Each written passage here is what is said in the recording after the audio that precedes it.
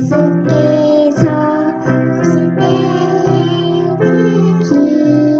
귀하신 고백 모든 것이 하나 없이 다 찾으시니 새벽별 같은 고백 별관에 달려서 밝고도 영화롭게 내 비치겠네. 저녁에 빛난 고백 주 예수의 고백 나를 알아두시려고 다 거두시리 새벽별 같은 고백 여유관에 달려서 모두 영화롭게 늘 비치겠네. 주를 사랑하는 나이 이 세상에서도 주의 말씀 순종하며 참 모래로다. 새벽별 같은 고백 별루간에 달려서 맑고도 영화롭게 내 비치겠네. 이 시간은 우리가 믿음으로 말미암는 의 제5부 진리가 너희를 자유케 하리라. 이게 어디에 나온 말씀이죠? 요한복음 8장 32절에 나올 말씀입니다.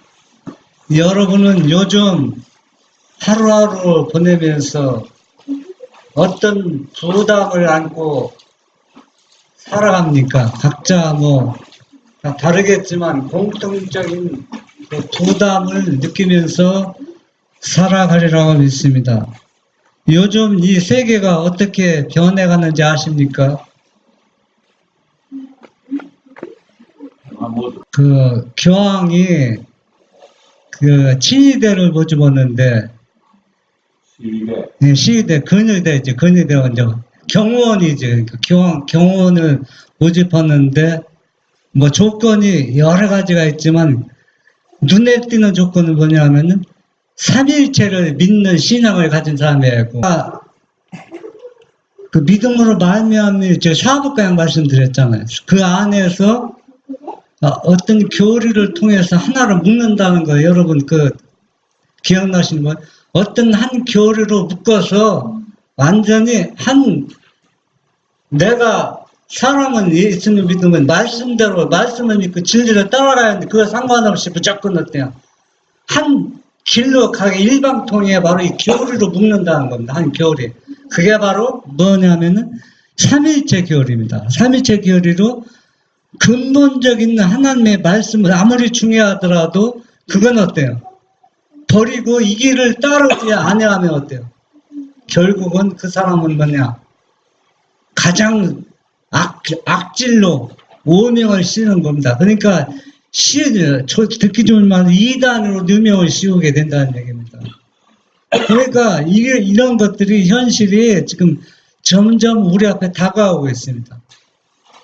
그런데도 여러분들이 지금 잠을 이루지 못할 수 있는 것은 왜 이것을 우리 주변 사랑하는 사람들이 이것을 올바로 인식하지 못하고 있다는 얘기입니다. 열심히 하나님을 믿고 열심히 전도하고 열심히 영혼을 하나님께 인도하지만 결국은 다 그 사람들이 결국은 하나님을 올바로 경배하는 길로 인도하지 못하겠다는 얘기입니다. 그러니까 우리가 이 시점에서 우리가 할 일이 무엇인가, 우리가 참 내 자신을 살펴보면서 탄식하면서 슬퍼하면서 살아갈 때가 바로 지금이라는 얘기입니다. 네?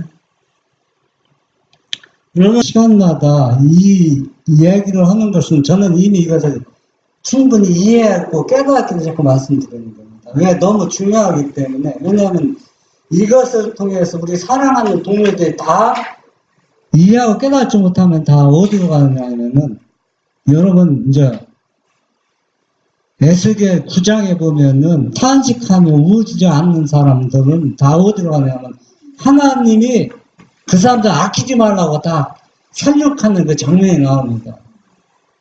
그러면, 우리가 이것이 얼마나 중요하고 현대 진리의 가장 핵심인데도 이것을 이해하지 못하는 사람이 너무 많아요. 별로 중요하게 생각하지 않는 사람이 있다는 거예요. 제가 매 시간마다 자꾸 반복해서 말씀드리는 것은 이것이 우리의 생명을 좌우하고 또 우리가 이것을 소홀히 할 때 우리는 예수님을 결국은 버릴 수밖에 없는 그러한 결과가 오기 때문에 제가 자꾸 말씀드리는 겁니다. 그래서 오늘은 믿음으로 말미암은 5부에서 진리가 과연 우리를 얼마나 자유케 하고 있는가, 진리가 우리를 자유케 하고 있다는 그것을 우리가 체험하고 경험하면 어떤 두려움이나 핍박이 와도 그것을 충분히 극복할 수가 있다는 얘기입니다. 왜? 진리 안에서 내가 이미 자유를 얻었기 때문에. 네. 요한복음 8장 32절, 진리를 알지니 진리가 너희를 자유케 하리라 했습니다. 그 많은 사람들은 다 진리를 말하고 진리를 전한다고 얘기하면서도 진리가 무엇인지 올바로 이해하지 못하는 사람이 너무 많다는 얘기입니다. 이 진리는 누구냐? 예수님 자신입니다. 이 진리는. 그러면 우리가 예수님을 올바로 이해하고 하려면은 신성에다 인성의 옷을 입었은 두 개별성을 정확히 우리가 파악하고 알아야 된답니다. 인성만 아는 것이 아니라 인성을 잊기 전, 인성의 옷을 입기 전 신성도 우리가 분명히 알아야 된다. 왜? 신성을 알아야 되면 그 신성은 바로 뭐냐면은 신성의 대표자고 아버지를 너무나도 잘 알고 아버지 보좌에서 함께 있던 분, 또 아버지를 대표하시는 분이 바로 그분이기 때문에 우리가 예수님은, 그러니까 인성을 쓴 예수님에는 두 개성, 하나가 아니라 따로따로 떨어져 있으면서 두 존재로 부각하고 있습니다. 개성은 둘이지만 개체는 하나라는 얘기입니다.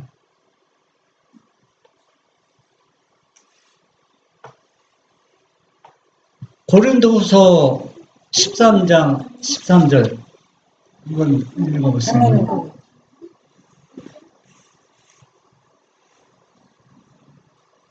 그리스도의 은혜, 고린도후서 13장 13절, 주 예수 그리스도의 은혜와 하나님의 사랑과 성령의 교통하심이 너희 무리와 함께 있을지어다.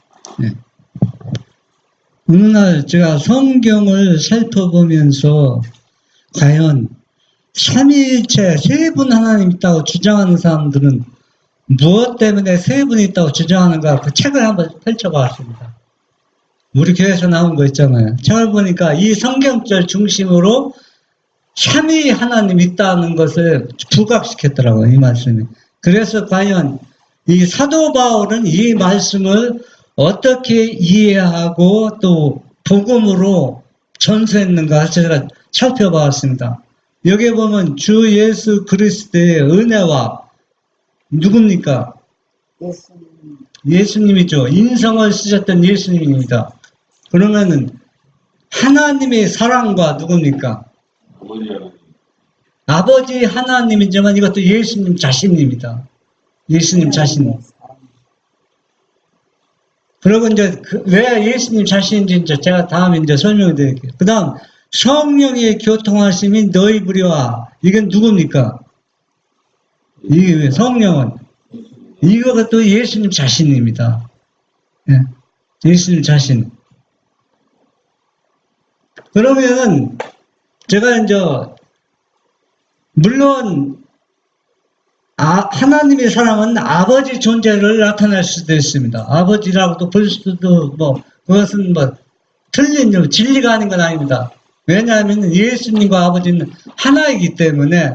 그런데 이 사도 바울이 이해한 것은 바로 뭐냐? 이것은 사도 바울은 14년 전에 이미 하늘에 가서 모든 것을 보았습니다. 자기 직접 보아서 무엇을 보았는지는 비밀입니다. 사도 바울이 얘기하지 않았기 때문에 그건 얘기하지 말라고 명령을 받았기 때문에 자기가 하늘에서 보았던 것을 하나도 언급한 게 없습니다. 그러나 본인은 하늘에 보았기 때문에 아주 다른 사람보다 정확하게 모든 것을 진리를 분별하고 있다는 얘기입니다. 이 사도 바울이 기록했는데 만약에 여기서 물론 여기서 주 예수 그리스도 예수님이고 하나님 사랑도 예수님이고 또 아버지 하나님일 수도 있습니다. 그런데 사도 바울은 이것을 어떻게 이해했느냐면은 만약에 우리가 순서로 따지면은 여기서 사도 바울이 아버지를 부각시키고 싶었다면은 서두에 아버지 사랑과 그 다음에 그리스도 은혜가 나와야 되거든. 그러니까 이것은 뭐냐면 사도 바울이 이해한 것은 예수님의 아버지 하나님을 맞지만은 그러나 이 아버지의 사랑과 모든 것을 누구를 통해서 아들 예수님을 통해서 모든 것이 계시를 주었기 때문에 사도 바울은 여기서 예수님을 생각한 겁니다. 그렇기 때문에 우리가 쉽게 따라서 여기에는 아버지도 있고 예수님도 있지만 그러나 사도 바울이 이해하고 저희가 이해한 것은 한 예수님이라는 얘기다 이게. 그 예수님. 그러니까 이걸 가지고 많은 교회에서는 삼위일체다. 이게 뭐 아들 나오고 또 아버지 나오고 성령이 나오기 때문에 이것을 분명히 삼위 하나님이라고 여기에서 이걸 근거를 가지고 얘기하는데 실제 진리는 그게 아니라는 얘기입니다.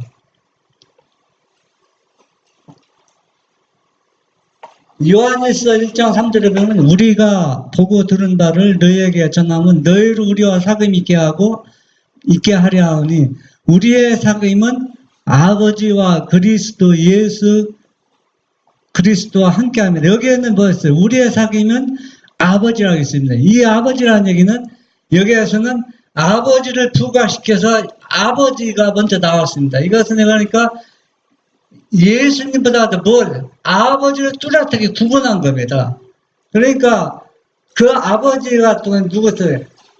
그 아들 예수님과 함께 한다는 얘기입니다. 그러니까 고린도후서 13장 13절은 똑같이 아버지가 아들이지만 누구를 부각시키냐면 전적으로 아들을 부각시켰는데 여기서는 누굽니까? 아버지가 나온다는 얘기예요. 여러분 이해가 되십니까? 그 성령의 13절의 성령의 교통이라는 말과 사귐이라는 말이 원어에는 똑같은 단어거든요. 아마 여러분들이 깊이 생각하면 제가 왜 이런 얘기 이해가 될 것입니다. 그러면은 제가 이제 성경을 관주를 찾아서 살펴봤거든. 관주에 보면은 건강히 하나님께서 속히 사단을 너희 발 아래에서 상하게 하십니다. 예.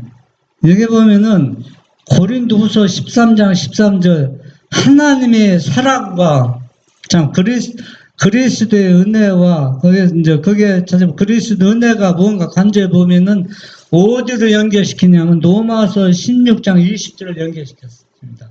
관주에서 보면은 그러니까 평강의 하나님께서 속히 사단을 너희 팔 아래에서 우리 주 예수의 은혜와 너에게 있을지어다.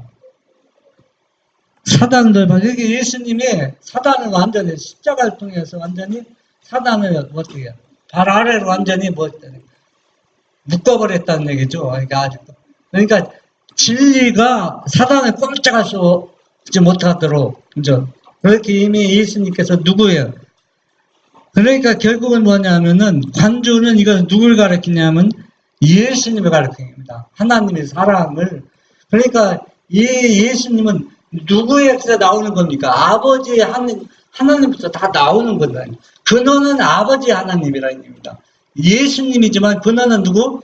아버지 하나님을 가리키고 있다는 얘기입니다. 그리고 또 고린도전서 16장 23절 또 가리키고 있거든요. 관주에서는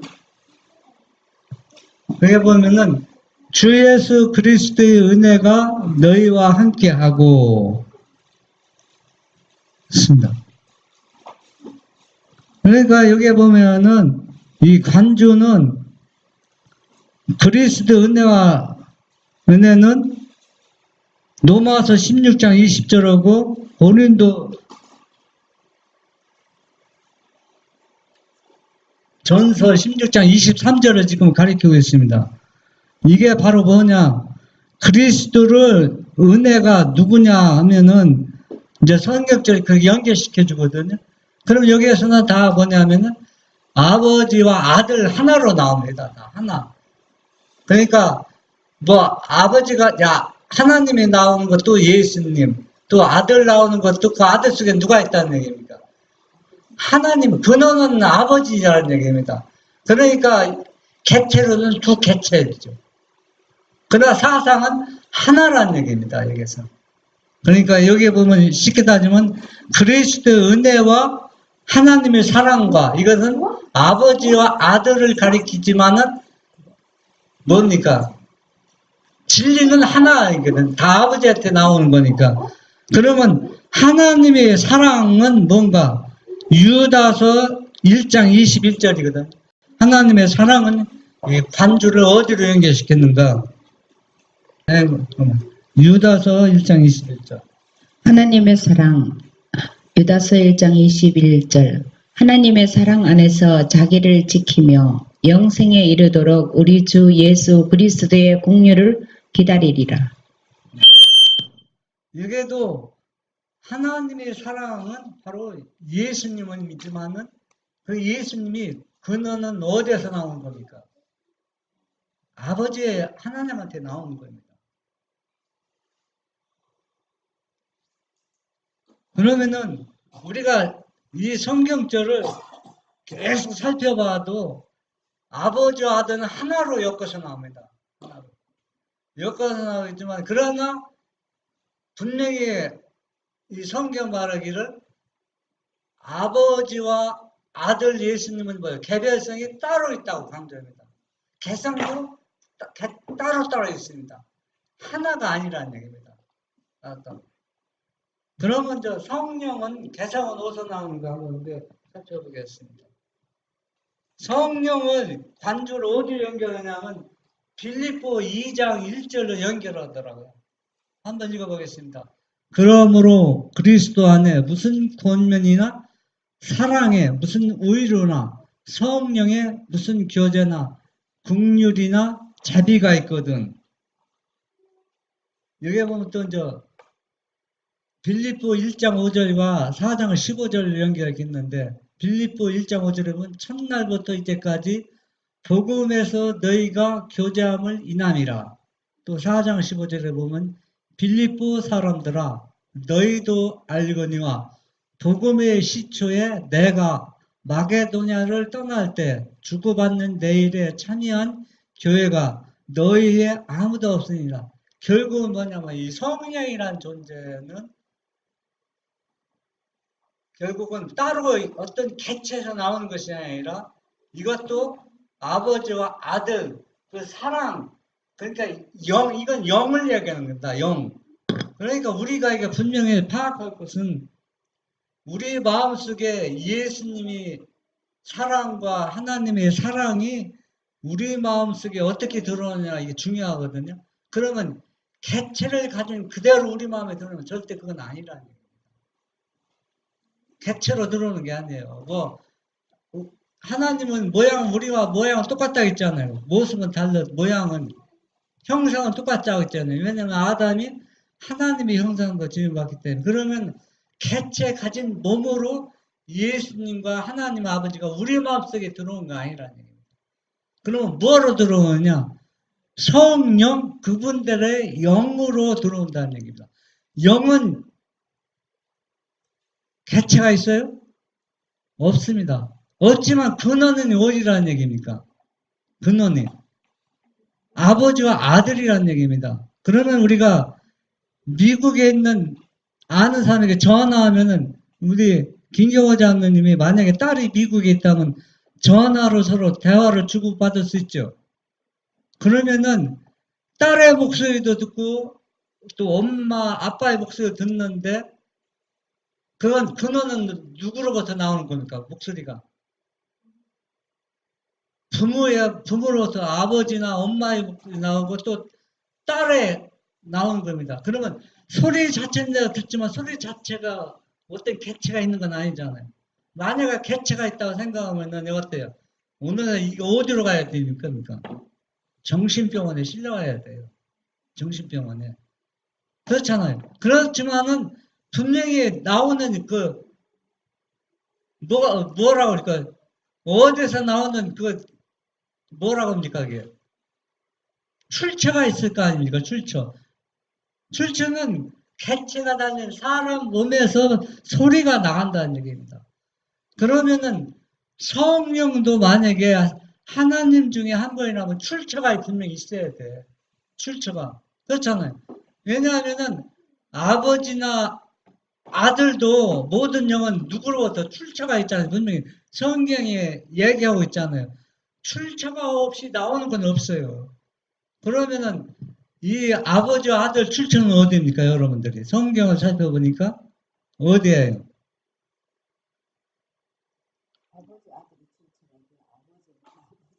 지성소입니다. 지성소 보호자에서 나오는 거예요. 지성소 보호자에서. 그러면 모든 명령은 어디에서? 지성소 봉사에서 거기서 전달되고 받는 겁니다. 우리의 기도가 응답되는 것도 어디로 들어갑니까? 아버지 보호자에 있는 지성소로 들어갑니다. 그럼 지성소에 누가 계세요 또? 예수님이 계십니다. 그러면 예수님은 자기 아버지로부터 전달받은 것을 본인이 직접 뭐를 통해서? 자기 성령을 통해서 우리에게 전달하는 겁니다. 성령을 통해서. 그러면은 성령도 세 분 중에 하나님이라면 출처가 분명히 있어야 되거든, 출처가. 그런데 성령의 개체를 가진 출처는 아무 데도 언급되지 않았습니다. 복음 전도나 이 성경의 킹제임스 성경은 개체를 가진 성령이라고 얘기하거든요. 또 예인의 신도 성령은 개체를 가진 하나님이라고 지금 많이 얘기하는데 근원이 없어요. 근원 출처가 없다는 얘기입니다. 그러면서 뭐라고 하느냐면은 성령의 본질은 오묘하기 때문에 더 이상 알지 말라고 했다고. 그러면 여러분 거기서 성령도 여호와 하나님이라고 말해요.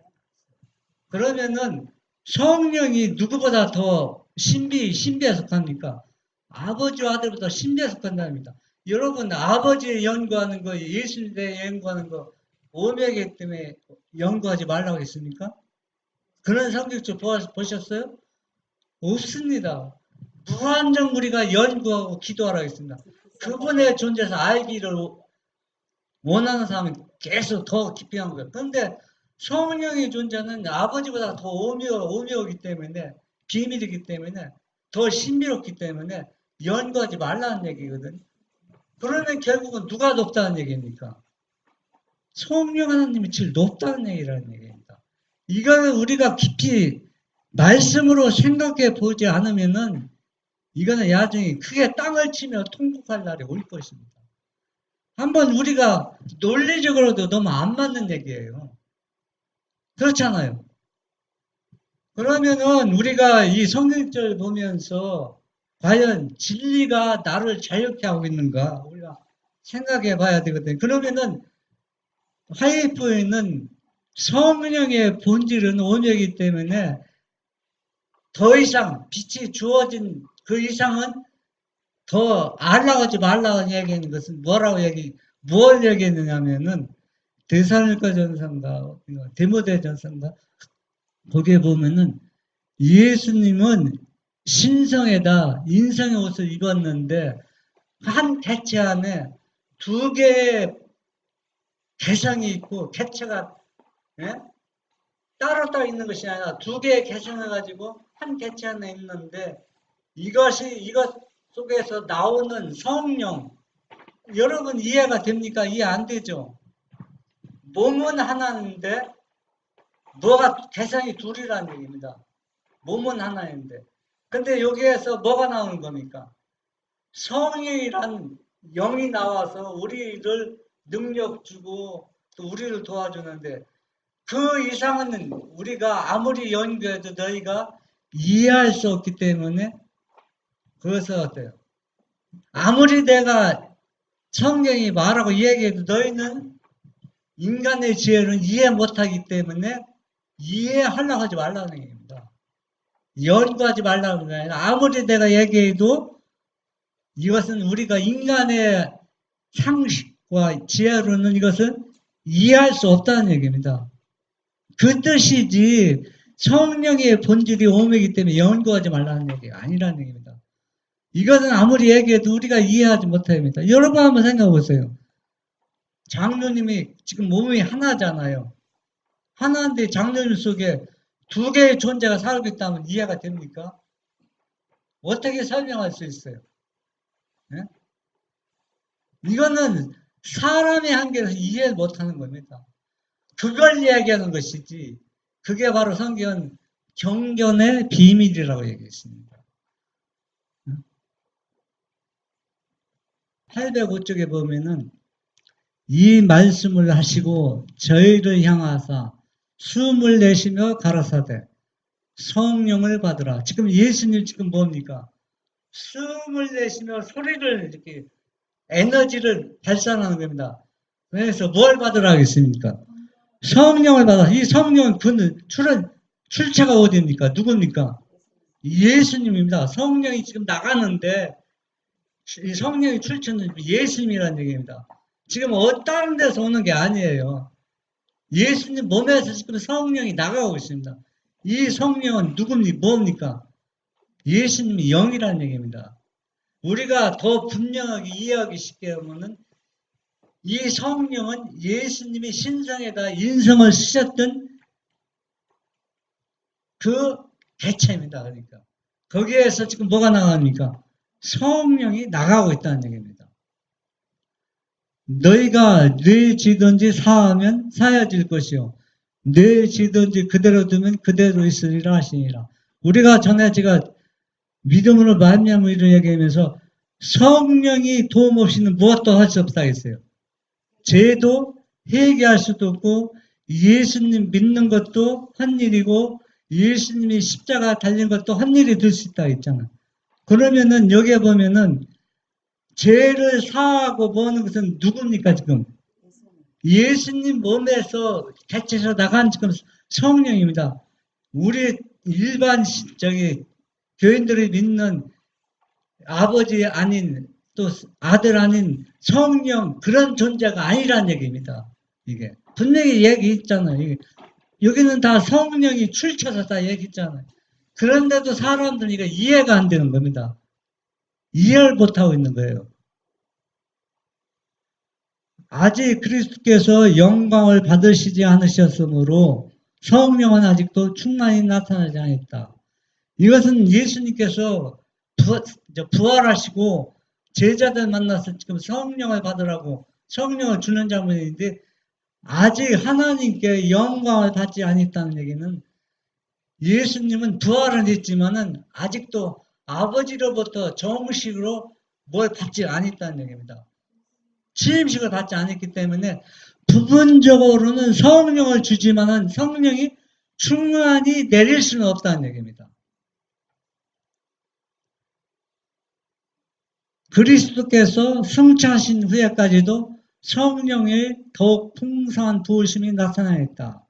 성령을 받기까지는 제자들이 세상에 복음을 전파할 사명을 성취할 수 없었다. 그러나 성령은 이제 특별한 목적을 위하여 주신 바 되었다.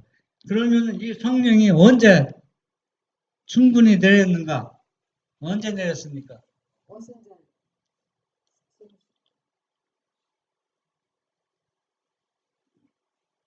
네. 예수님이 승천하시고 며칠 만에 네, 예수님이 40일 동안 부활하고 이 땅에 있었잖아요. 그리고 승천하시고 이제 9일 만이죠. 9일, 49일 때 오순절례를 했기 때문에 49일 때 오순. 그때는 이미 이런데 성신은 무슨 기념이라 했어요? 취임식 기념입니다. 취임식은 뭐냐? 예수님이 인성을 입으셨기 때문에 그 신성의 모든 예적인 것은 누구한테 맡겼어요?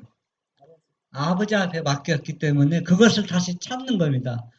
다시 찾으면 예수님은 그 찾아도 모든 영광을 다 찾아도 인성의 옷은 그대로 입고 있습니다. 그러니까 이 땅에 오셨던 그 모습 그대로 가지고 있다는 얘기입니다. 모든 영광을 찾았지만은 제자들로 하여금 교회와 관련된 그들의 직무를 이행할 수 있도록 하기 위해요. 그리스도께서는 그분의 성령을 제자들에게 불어넣으셨다. 그분은 그들에게 가장 신성한 임무를 위탁하고 계셨으며 성령이 없이는 이 사업이 성취될 수 없다는 사실을 제자들이 깊이 느끼기를 바라셨다. 이 성령 없이는 이 사업이 이룬다는 것은 불가능한 일입니다. 이 성령은 누구한테 나오는 거라고 했어요? 조금 전에. 예수님 자신의 것이라고 했습니다.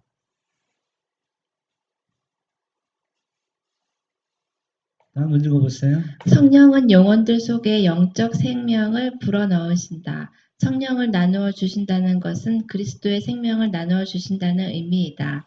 성령을 받는 자는 그리스도의 속성으로 물들여지게 된다. 그런 고로 하나님의 가르치심을 받고 마음속에 성령의 역사를 지니고 그의 생애에 그리스도의 생애를 나타내는 자만이 대표자로 서서 교회를 위하여 봉사해야 한다. 여기 보면은 성령을 나누어 준다는 것은 그리스도 자신의 생명을 주신다는 얘기입니다. 우리는 나의 생명을 내가 아무리 자녀를 사랑할지라도 내 생명을 나누어 줄 수가 없습니다. 왜? 그런 에너지가 우리는 가지고 있지 않습니다. 하나님과 아들 예수님은 생명의 시야자이기 때문에 얼마든지 본인 자신의 생명을 누구든지 나누어 줄 수 있어요. 원하는 사람에게 나누어 줄 수 있습니다. 그렇기 때문에 우리가 성령을 받는다는 것은 그분의 생명을 나누어 받는다는 겁니다. 그러면 성령은 뭐냐? 그분의 에너지입니다. 에너지. 네, 우리가 여러분 에너지가 뭔지 알죠? 사람도 에너지가 고갈되면 힘이 있어요? 없어요? 없죠. 그 에너지가 항상 우리가 에너지 때문에 그러는데 영적으로도 이 성령의 에너지를 우리가 공급받아야 이 사업을 할 수가 있다는 얘기입니다. 그래서 누구만이 그리스도만이 누구를 나타내는 하나님을 나타낼 수 있는 대표자로서 교회로 해서 봉사한다. 그러니까 성령을 받은 사람만이 교회에서 일할 수 있다는 얘기입니다. 그러면은 우리가 여기에서 우리가 자세히 살펴볼 것은 성령을 받지 않는 사람, 그러니까 예수님의 생명을 나눠받지 않는 사람들이 활동하는 것은 아무 의미가 없는 겁니다. 그렇기 때문에 열심히 평생을 하나님에서 바쳤지만 마음에 뭐합니까? 공허하다는 얘기입니다. 허전하다는 얘기입니다. 그리스도께서는 너희가 네 죄든지 사하면 사하여질 것이요 네 죄든지 그대로 두면 그대로 있으리라고 말씀하셨다. 이 말씀은 그리스도께서 누구에게든지 다른 사람을 판단할 자유를 주셨다는 뜻이 아니다. 산상설교에서 그분은 그렇게 하는 것을 금하셨다. 그 일은 하나님께 속한 대권이다. 네. 이 말씀 제가 자세히 설명했죠. 근데 여기에 보면 그리스도께서는 너희가 내 죄든지 사하면 사해질 것이요 내 죄든지 그대로 두면 그대로 있으리라고 말씀하셨다. 그러면 왜 이 말씀을 하셨느냐? 전에는 성령이 도움 없이는 죄가 어떻게 해요? 사하지 않는다 했습니다. 성령이 도움 없이는. 그러면은 왜 여기도 성령이라고 하지 않고 본인 그리스도라 했는가? 이거는 분명히 목적과 이유가 있습니다. 왜냐하면 성령이라면 성령이 자꾸 왜곡하잖아요. 왜곡하기 때문에 그 왜곡하는 것을 충분히 막을 수 있는 시스템이 이미 여기 넣어놨어요. 여기는 분명히 뇌지든지 누가 그리스도를 통해서만 한다 했습니다. 계속 성령을 통해서만 한다면 오해할 수가 있습니다. 잘못 이해할 수 없는, 여기에는 잘못 이해할 수 없는 분명하게 못을 박았어요. 아주 제 자리에, 못 박힐 자리에 못을 박았기 때문에, 그래서 성령이나 그리스도는 같은 존재라는 얘기입니다. 다른 존재가 아니에요. 이게 2장 14절로 18절 하나님은 인성을 통하여 사람들에게 접근하심. 그리스도만이 하나님을 대표할 수 있었다. 태초로부터 아버지와 함께 계셨던 그분, 보이지 않는 하나님의 본체의 형상이셨던 그분만이 능히 이 일을 하실 수가 있었다. 어떤 말로도 하나님을 이 세상에 다 계시하실 수가 없었다. 순결한 생활과 하나님의 뜻을 완전히 신뢰하고 복종하는 생활과 가장 높은 서랍천사라 할지라도 움츠려들 수밖에 없는 욕된 삶을 통하여 하나님 자신을 인간에게 계시하여야 하였다. 여러분 조금 전에 고린도후서 13장 13절 기억하시죠? 그리스도의 은혜와 하나님의 사랑과 성령의 교통하심. 여기 보면은 왜 사도 바울이 그 새 존재처럼 부각시킨 것처럼 보이는데, 그게 새 존재가 아니라 하나로 생각을 했냐면은, 여기 보면은 우리가 사도 바울은 거칠을 인사한 게 아닙니다. 우리는 인사할 때 속에는 딴 생각하면서 평안하십니까? 사람 얼마나 인사할 수 있어요. 거칠어로. 그렇죠? 보고 좋게. 저 사람 보기 싫어도 웃으면서 인사할 수 있어요.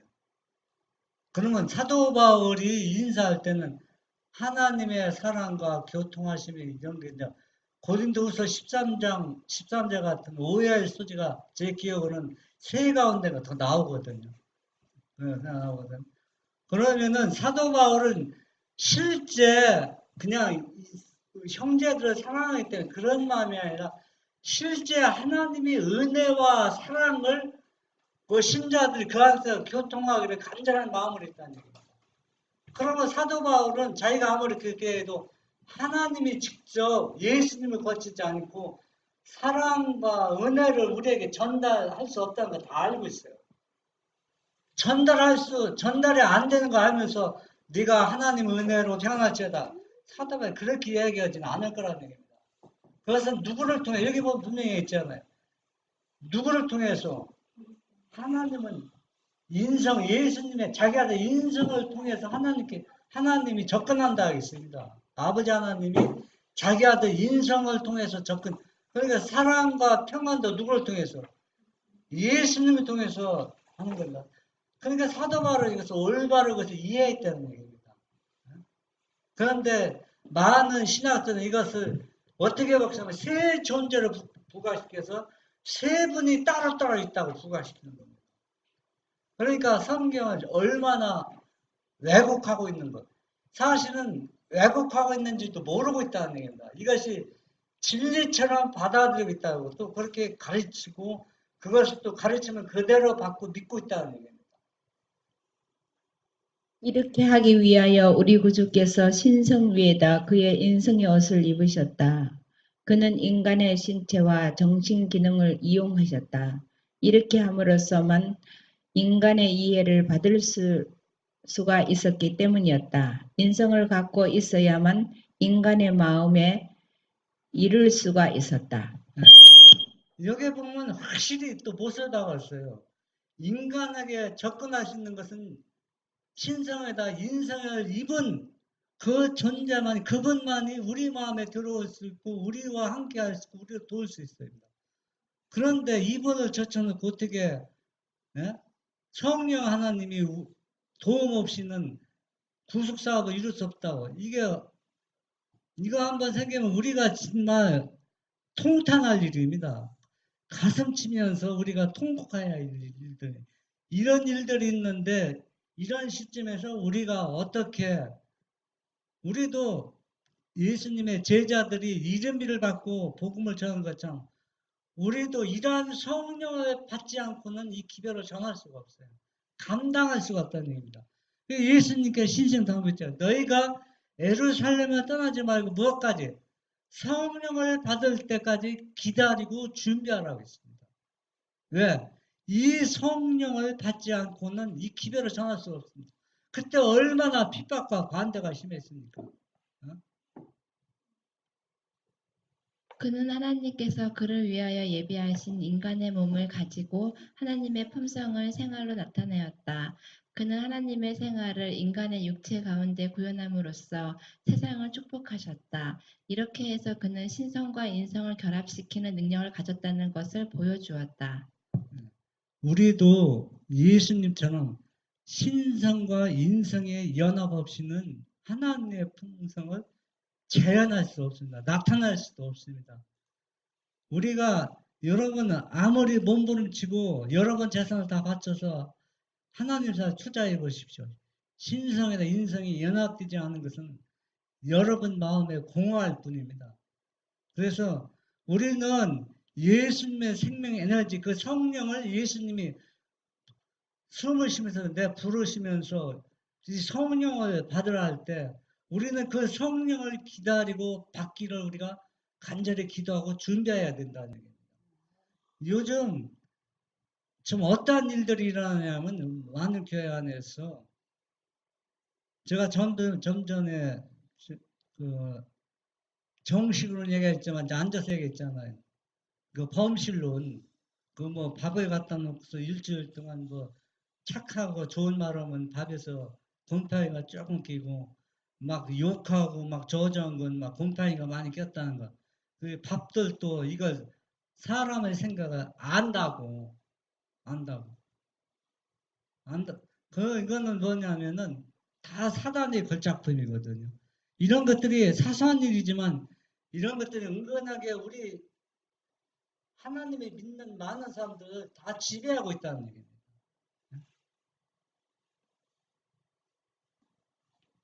그리스도를 통하여 계시된 하나님의 개성. 하나님께서는 개성을 가진 존재로서 당신의 아들을 통하여 당신 자신을 계시하셨다. 아버지의 영광의 광채시요 그 본체의 형상이신 예수님은 개성을 가진 구주로서 이 세상에 오셨다. 개성을 가진 구주로서 그분께서는 하늘로 승천하셨다. 개성을 가진 구주로서 그분께서는 하늘의 법정에서 중보하고 계신다. 인자 같은 이가 우리를 위하여 하나님의 보좌 앞에서 봉사하고 계신다. 여기 보면은 계속 개성을 가진 존재, 개성을 가지고 있다. 왜 이것을 자꾸 강조했느냐면은 이유가 있습니다. 성령은 개성이 없습니다. 개성이 없어요. 성령은. 또 어떤 개체도 가지고 있지 않습니다. 성령이 말할 수 있지. 네.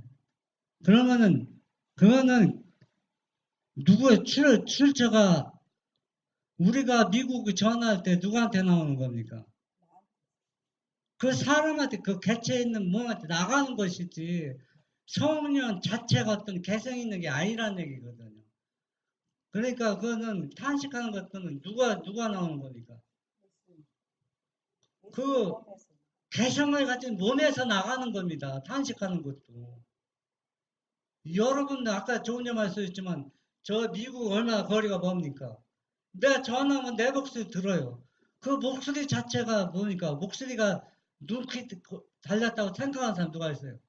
다 여기 한국에 있는 함순도 입에서나 또 우리 최명순 집사님 입에서 나온다고 사람들 생각하고 있는 겁니다. 소리 자체에서 뭐 개성이 있다고 생각하는 사람 없다는 얘기입니다. 그렇기 때문에 자꾸 여기에는 하나님도 개성 가진 존재야. 아들도 자신도 개성을 가진 존재라 얘기한 거예요. 자꾸 얘기한 거예요. 왜냐하면 사람들이 자꾸 성경을 왜곡시키고 오해시키기 때문에 완전히 못을 박아놨잖아요. 세상에 빛이 되시는 그리스도께서는 당신의 신성에 빛나는 강체를 감추시고 이 땅에 오셔서 하나의 인간으로서 사람들 사이에서 사셨다.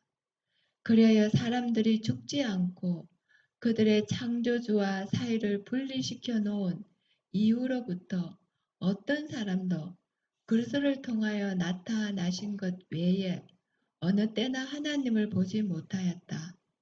그리스도께서는 나와 아버지는 하나이니라고 선언하셨다. 아버지 외에는 아들을 아는 자가 없고 아들과 또 아들의 소원대로 계시를 받는 자 외에는 아버지를 아는 자가 없느니라. 우리가 이 말씀을 이론적으로 논리적으로는 인정하고 받아들이지만 그러나 우리가 진리로 받아들이지 아니하면은 근본 이것을 우리가 이해가 안 되는 얘기입니다. 우리가 이것을 충분히 이해되면 우리는 누가 어떤 얘기해도 거기에 마음이 흔들릴 필요가 없어요. 이건 진리는 확실하기 때문에. 그렇기 때문에 아버지를 나타내는 것은 누구뿐이 없느냐면 예수님뿐이 없고 또 예수님을 아는 사람은 누구뿐이 없어요. 아버지뿐이 없기 때문에 다 모든 것은 다 근본은 아버지로부터 아들을 통해서 다 우리에게 오는 겁니다. 그리스도께서는 하나님께서 사람들에게 알려주시기를 원하는 바를 그들에게 가르쳐 주시기 위하여 오셨다. 하늘에서 땅에서 넓은 대양에서 우리는 하나님의 솜씨를 본다. 모든 피조물은 하나님의 능력과 하나님의 지혜와 하나님의 사랑을 전가한다. 그러나 별들이나 대양이나 폭포에서 우리는 그리스도를 통하여 계시된 것과 같은 하나님의 개성을 배울 수 없다. 우리는 이 찬양기를 통해서는 하나님의 그러니까 여기에 보면은 우리가 예수님 이 땅에 오신 목적이 있죠. 목적은 개성을 가진 존재로서 아버지 하나님을 부각시키고 또 진리를 얘기했습니다. 개성을 가진 존재로서. 그런데 천년계는 하나님의 영광을 드러내지만 개성이 없기 때문에 계시 그런 것들은 완전히 차원이 다르다는 얘기거든요. 그런데 오늘날은 이 천년계들이 오히려 어때요? 누구에 대한 하나님의 자리를 차지하고 하나님이 받을 영광을 이 천년계가 받고 있는 일도 많이 있다는 얘기입니다. 그래서 우리는 모든 계시는 누구를 통해서 그리스도를 통해 계시된 것과 같은 하나님의 개성을 배울 수 없다. 그러니까 아버지 개성은 예수님의 개성을 배울 수 있는 건 누구를 통해서만 개성을 가진 존재로서 예수님을 통해서만 배울 수 있다는 얘기입니다. 하나님께서는 당신의 개성과 품성을 다 같이 묘사하기 위하여 천년계보다 더욱 분명한 계시가 필요함을 아셨다. 그분께서는 당신의 아들을 이 세상에 보내셔서 볼 수 없는 하나님의 본성과 속성을 인간의 눈으로 볼 수 있게끔 나타내셨다. 더 확실하게 예수님이 우리에게 어떤 계시를 통해 보여주게 실제 완전한 인간이 되셔서 그것을 다 보여주셨습니다. 그건 지금 우리가 심각한 아주 시대에 우리가 살고 있습니다. 우리 아버지 또 이 시간 주님의 말씀을 우리가 주님께서 주신 말씀을 통해서 우리가 살펴보면서 생각하는 시간을 갖도록 은혜 주셔서 감사합니다. 진리가 너희를 자유케 하리라는 이 말씀을 우리가 믿음으로 받아들이고 예수님이 제자들에게 주신 그 진리를 저희들도 다 이어받기를 원합니다. 우리가 그 말씀대로 순종하고 말씀 안에서 예수님과 교통하는 그러한 믿음의 생활로 매일 연결할 수 있도록 주님께서 축복하여 주시옵소서. 예수님의 이름으로 감사하기도 합니다. 아멘.